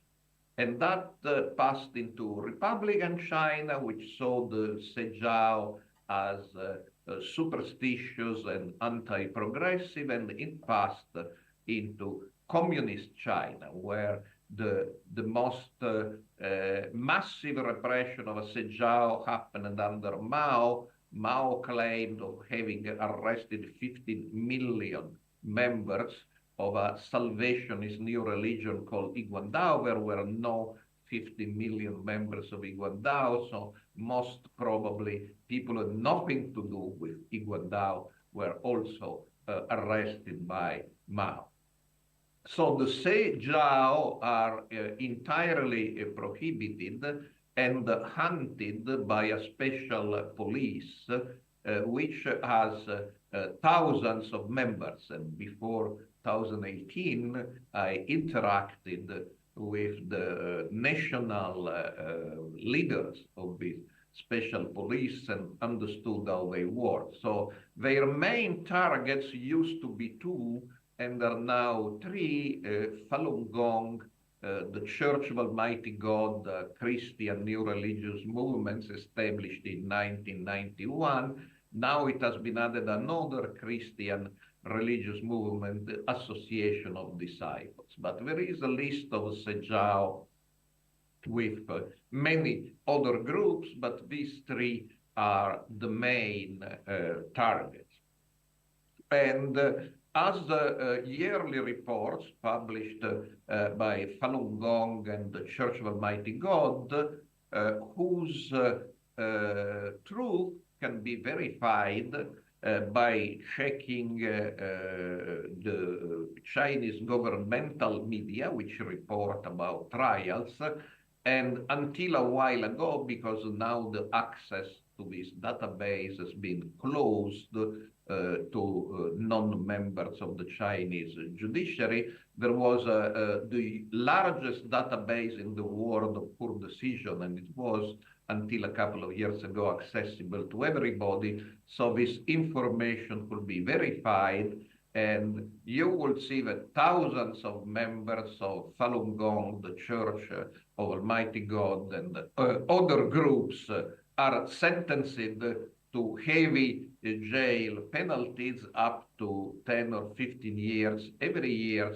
for crimes not more serious than shooting videos or talking with co-workers about their faith, distributing and even only owning literature. And these groups also report more serious crimes against humanity targeting them, such as massive torture, extrajudicial killing, and as it has been mentioned, organ harvesting, which targets particularly Falun Gong, but not only Falun Gong. So we have the red market, the authorized but surveilled religions, and the black market, the Sejao, who are which are ferociously repressed, including through extrajudicial killing. However, the majority of those who practice religion in China, and I come to my conclusive part, are not in the black market, and are not even, notwithstanding false official statistics, in the red market. They are in the middle, they are in the gray market, and the gray market includes believers who do not want to enroll themselves in the Communist Party controlled authorized religions, but are not part of groups listed in the official or semi-official lists of Sejao. And that includes in the Protestant organization the so-called house churches. House churches is an old term. Some of the house churches which operate outside of the party-controlled three-cell church actually have thousands of members, so they cannot meet, of course, in a single house. And that comprise a plethora of independent mosques, Taoist, Buddhist temples that for whatever reason do not want to be part of the official organization. And under Deng Xiaoping, it was acknowledged that there were millions of Chinese in this gray area, and they should be more or less tolerated if they didn't cross some red lines, such as criticizing the Communist Party, keeping relations with foreign organizations, or becoming too visible and too large. But the relative and very limited tolerance of Deng Xiaoping was always very precarious and differently interpreted in different regions.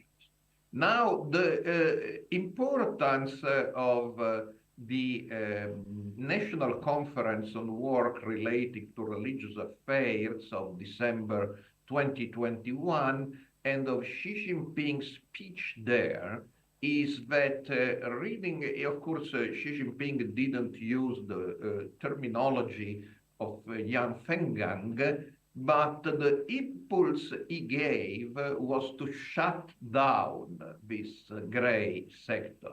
In other words, exert the maximum pressure by arresting pastors, arresting religious leaders to persuade groups in the gray area to move to the red area, directly controlled by the party in the United Front. And those who didn't want to, their groups will be considered as Sejao and rejected into the hell of the black area.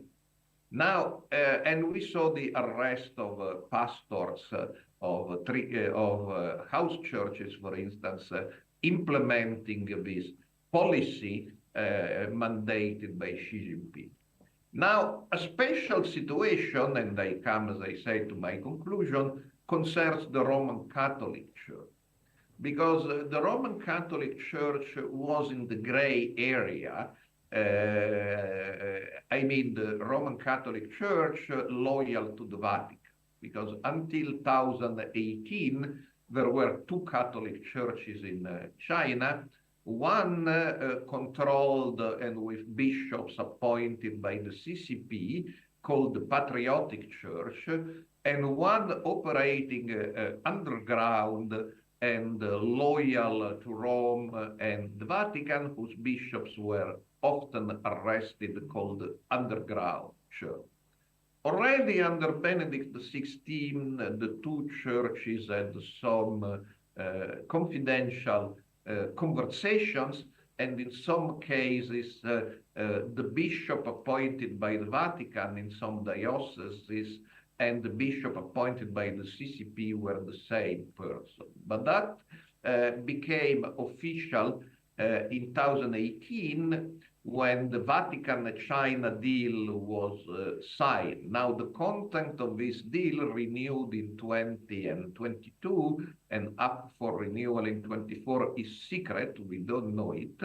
But what we know of this deal is that bishops are now still selected by the CCP, but then they are officially mandated by the Pope. So the Vatican announced that there is no longer a difference between an underground church and a patriotic church, and Catholics were welcome and allowed to join the patriotic organization, which was forbidden to them before 2018. Some patriotic leaders had even been excommunicated by the Vatican. So officially after 2018, there is only one church in China, which is both controlled by the CCP and thus bishops formally appointed by the Vatican. But what happened is this agreement doesn't work, as spectacularly shown by what happened on April 4, 2023 in Shanghai, where the CCP organized the ceremony of consecration of a bishop called Bishop Shenbin. And the Vatican issued a press release. That's very interesting because we learned of this consecration by the media.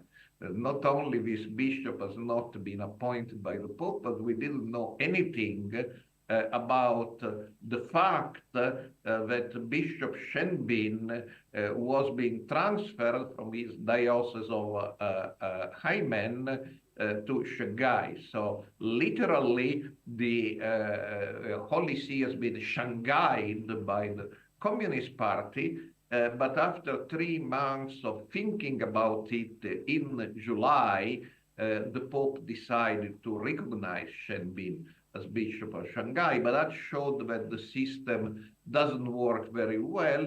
Recently, bishops have been consecrated according to the Holy See, in agreement between the Holy See and the Chinese government, which was hailed as a great success.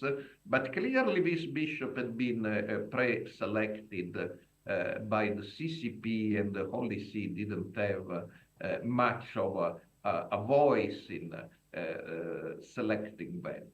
So on the one hand, it seems that the naive expectation that the agreement would work more or less as it works in Vietnam, where nothing is perfect, there is no religious liberty, but there is some consultation about who the bishop should be between the Holy See and the Vietnamese authorities. But in China, bishops are still selected through an opaque and CCP control process, and the OLC is only allowed to endorse and bless this selection. And another consequence of the 2018 agreement is that, contrary to what the Holy See claims, there are still two churches in China, because there is a sizable group of thousands of priests and some bishops, with even at least one underground seminary, which was raided by the police. And this is the movement of the conscientious objectors.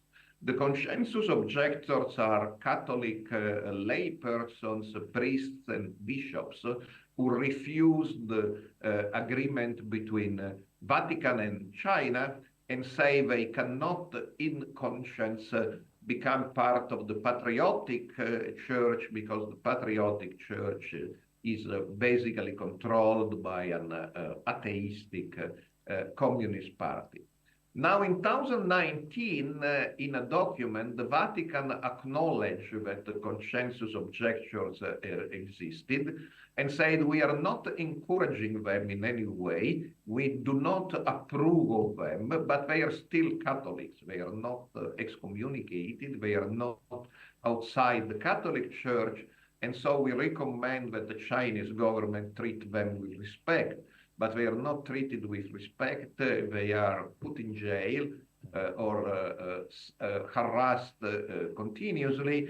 And the Chinese media pretend that the conscientious objectors are a rebel, both against the Chinese government and the patriotic church, and rebels against the Holy See, which, based on the document of 2019, is only partially true, but it's also true that those who wrote the document of 2019 on conscientious objectors have been fired by the Vatican and replaced in that department by other people more friendly to the Chinese authorities. So there is still in the gray market a presence of anti-CCP Catholics, the conscientious objectors, but they are under severe persecution, and their presence proves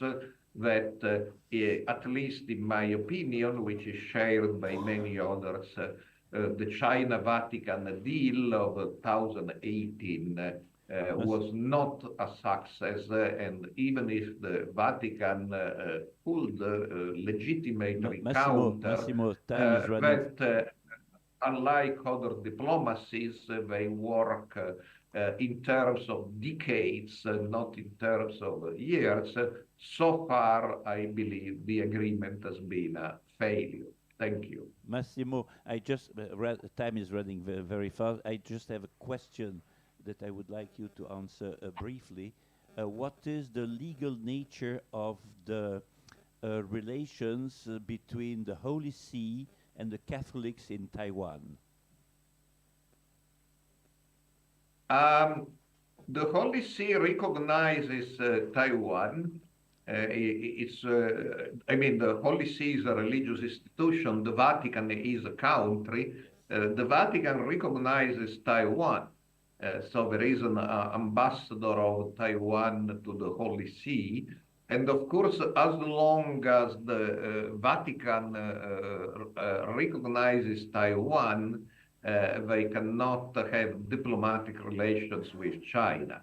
And Chinese media have made it very clear, Pope Francis very much would like to visit China, but that a precondition for this visit is that the Vatican severs and stops its diplomatic ties to Taiwan. So in Taiwan, there is a Catholic Church in full communion with the Holy See, as there is one in Hong Kong and Macau. They always were in communion with the Holy See. Well, for Hong Kong, we don't know if there are secret clauses of the 2018 agreement, which is all secret. in general dealing with Hong Kong, but the Hong Kong and Macau churches were never part of the patriotic church, and they were in full communion with the Holy See, as is the church in Taiwan. Thank you, Massimo, for this very comprehensive picture of the religious situation in China, and really we appreciate a lot what you have shared with us. And now the last speaker will be Christine Mir, a totally different point of view. It's the practice of advocacy at the United Nations about China, human rights in China, and the difficulties that they had to face during the last few years. The floor is yours.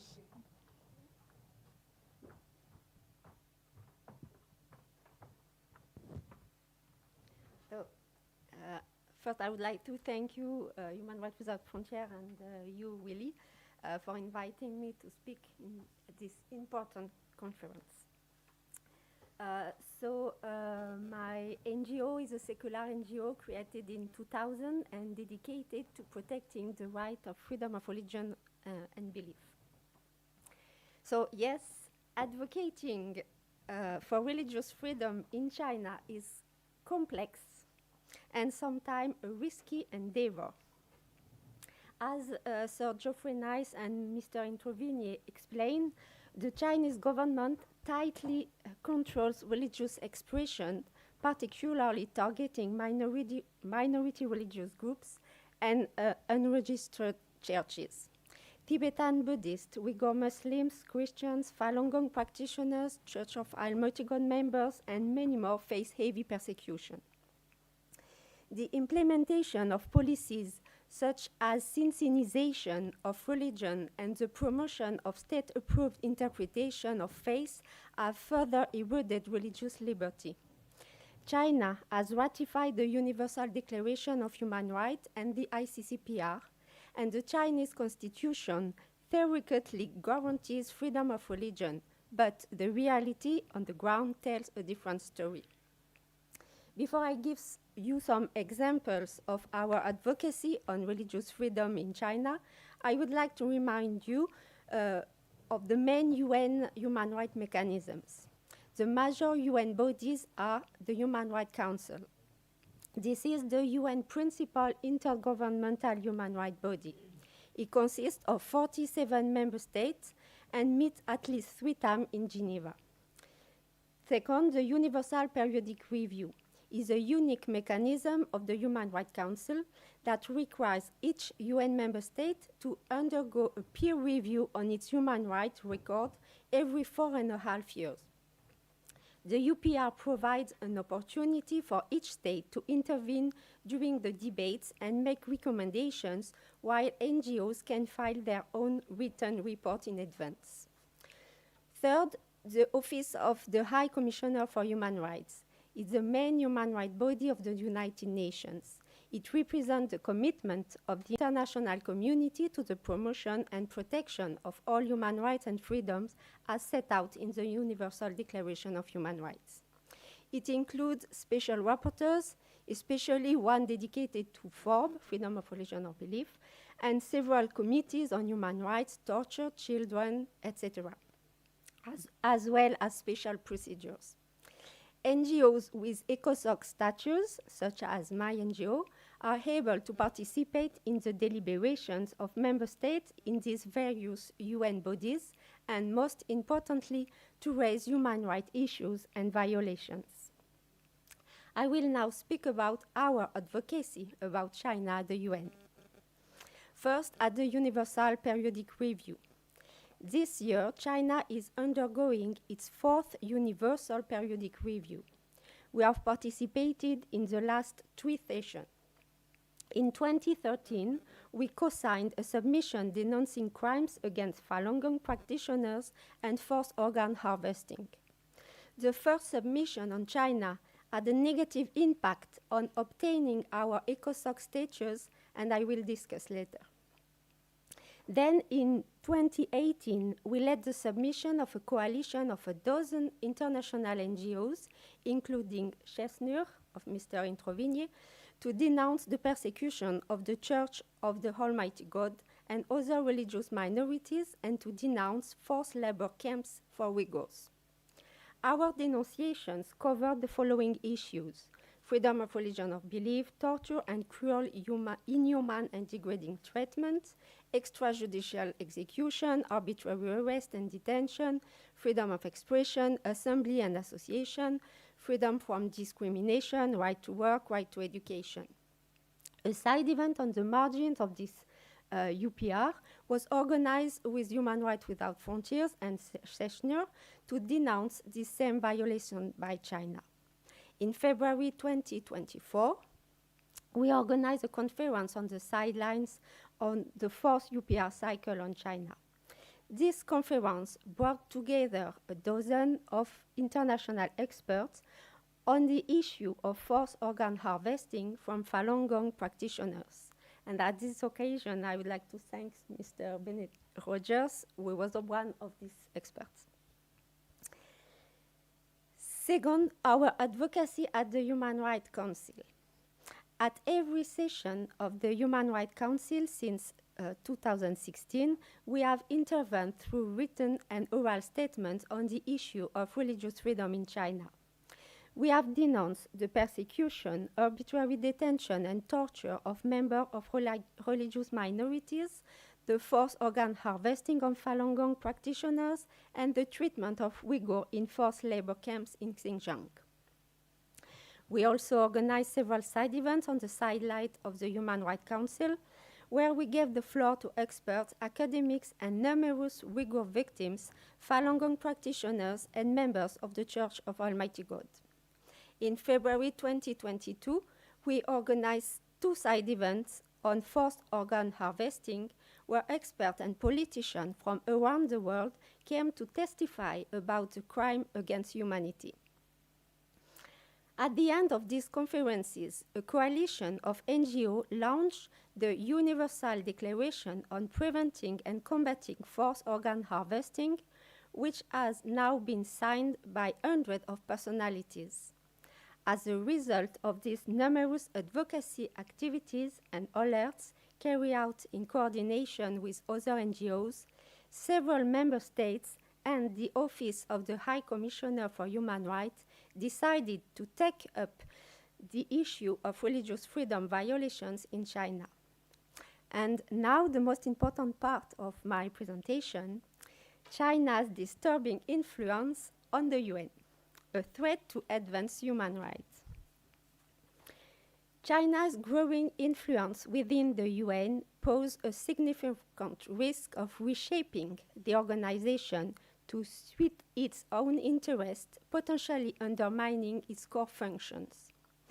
Currently, Chinese national head 4 of the UN's 15 specialized agencies and contribute 12% of the UN's regular budget, making China the second largest financial contributor after the United States. China's expanded leadership role has raised concern about its agenda, particularly its integration of the Belt and Road Initiative into UN Sustainable Development Goals.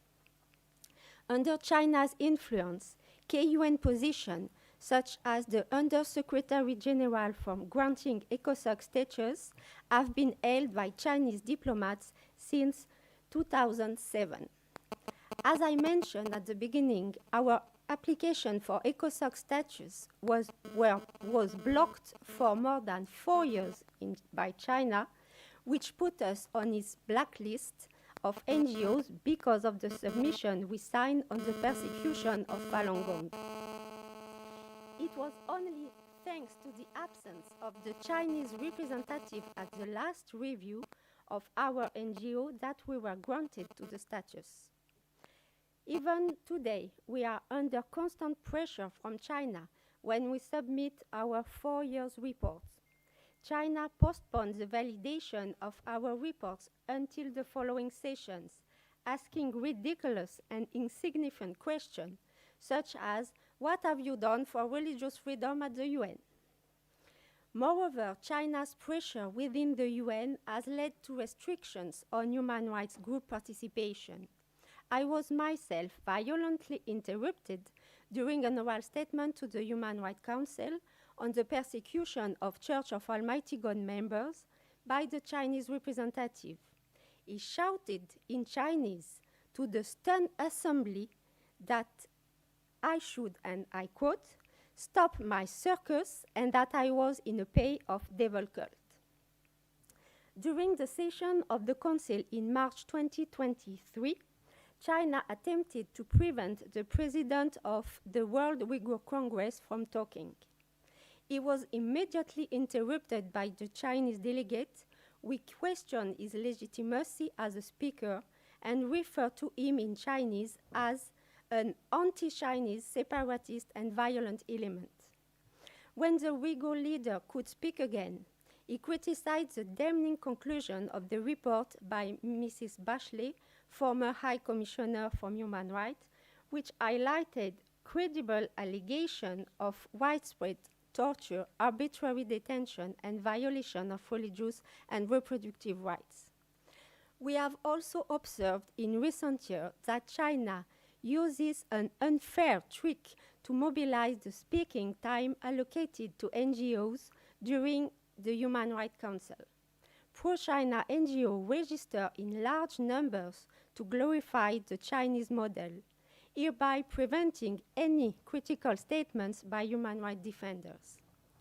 To conclude, in my view, the UN remains an important space for human rights advocacy because, as we have seen, it has special mechanisms for reporting human rights crimes and violations.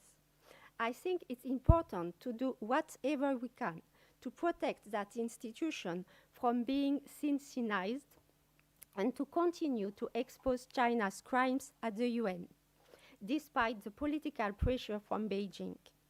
It is the responsibility of all human rights defenders, civil society, and member states to protect the values of the Universal Declaration of Human Rights and to keep the space of expression provided by the UN open to all victims deprived of their rights. I thank you. Thank you.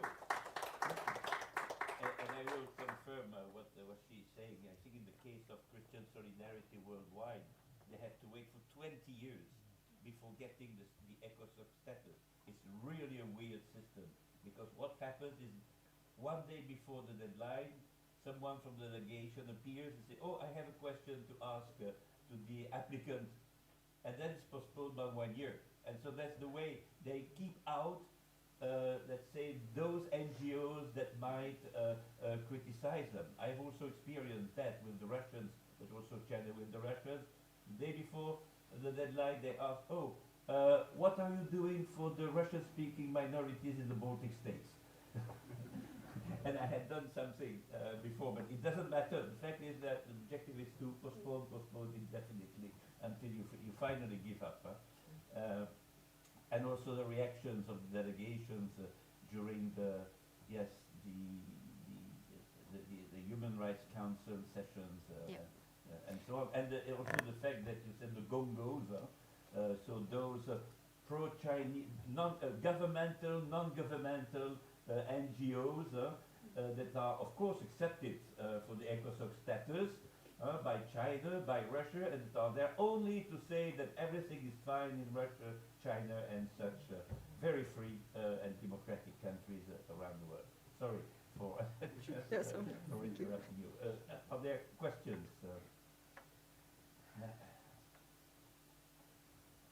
No question? Ah, yes, one question. I was surprised that you had not raised your hands. And that will be the last one before we can. Hello? Is this on? Yes. Yes. Okay. Well, it's a general question, in fact, because it has to do with many things we've heard before we listened to what our last distinguished speaker had to tell us, which is very important because it's the attitude of the international organizations where China and Russia, by the way, are very strong, and just as strong as the others that are other countries that are in the Security Council. Your question? Yes, that is extremely important because you said something about they're reminding us of other circumstances, etc., and that allows a postponement of the direct solution or answer to what is really at stake at the moment. So that is very important. That is one thing. How can you overcome that at the United Nations? Not allowing such postponements under unjustified pretexts. That's one thing. And the other one is how can you protect the children? Because after all, by what I've heard, a child cannot be brought into the temple, let's say into the church, in the case of a Catholic church, till its majority. Minors are not allowed. So my question is, can they get baptized at some point, or do they have to be 60 years old to get baptized into their religion, a Christian religion in this case, Catholics? And children, why children should be deprived of an opportunity of listening and being brought in that religion that the parents have chosen, and the godfather and the godmother have also embraced. There So are children, two protection questions of children, and majority, and UN protecting, even if you have a big strength there going against anything that goes against them. Okay, so there are two questions, in fact. One about the ECOSOC status. I think the answer is very easy. And maybe for the second one about baptism, that Mr. Massimo Intervigni could answer you. Baptism of children in China, in China's Catholic Church. So for to obtain an ECOSOC status, unfortunately, it's in the hands of member states. Representative of member states. The voice of the NGOs have been hardly obtained by, at the time, I forgot his Mrs. Obtain the right for NGOs to be part of the UN have been hardly obtained by Mrs. Roosevelt. Yes. Okay. Long time ago. But NGOs are now more and more shut down because of this influence of countries like China, Russia, etc. But I think, right now we can do anything. NGOs can do anything to intervene on this obtention of ECOSOC status. But I think if all this civil society continue to put pressure on member states, democratical member states like European member states or some other, and it's keeping this continuing pressure to have our voices heard, I think we may be with some progress. A lot of efforts, at least not be shut completely. But for now, it's not on the hand of the civil society. It's only on the end of member states. Yeah, and now Massimo, about baptisms in the Catholic Church in China. Baptism of children, of course.